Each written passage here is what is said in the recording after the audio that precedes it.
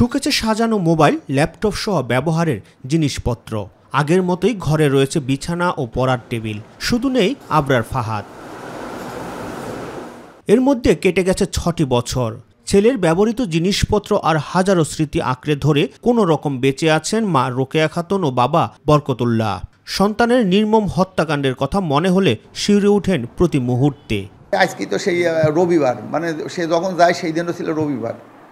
ওর মা আজকে দিনে 10টার সময় তারকে এসবি গাড়িতে, মজমপুর এসবি গাড়িতে উঠা দিয়ে আসে।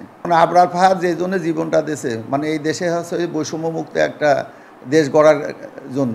আমরা চাই একটা হলে বৈষম্যহীন একটা দেশ বিরাজ করবে, যেখানে সবাই মানে ন্যায় বিচার পাবে, সবাই যাতে সঠিকভাবে চলাফেরা করতে পারে। 2019 সালের 6 অক্টোবর নিজ হাতে খাইয়ে কুষ্টিয়া থেকে বাসে তুলে দিয়েছিল বুয়েটের উদ্দেশ্যে।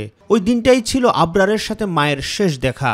সেই বিদায় যে সন্তানের শেষ বিদায় হবে তা তখনও অজানা ছিল মা রোকেয়া খাতুনের। সেই দিন রাতেই ছাত্রলীগের নেতাকর্মীরা ক্যাম্পাসের শেরেবাংলা হলে অমানবিক নির্যাতন করে হত্যা করে আবরার ফাহাদকে।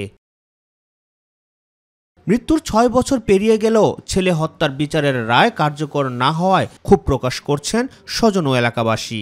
শহীদ আবরার ফাহাদের যে শাহাদত দিবস, এই দিবসে আমার একটাই চাওয়া, যারা এই ঘৃণিত অপরাধের সাথে জড়িত তাদের যেন সম্মুখ বিচারের আওতায় আনা হয়। আমরা আশা করব দ্রুত এই রায় কার্যকর হবে, আর আবরার ফাহাদ যেভাবে দেশ চাইছিল সেইভাবে দেশটা যেন সুন্দর হয়। কিছু আসামি এখনও পলাতক আছে।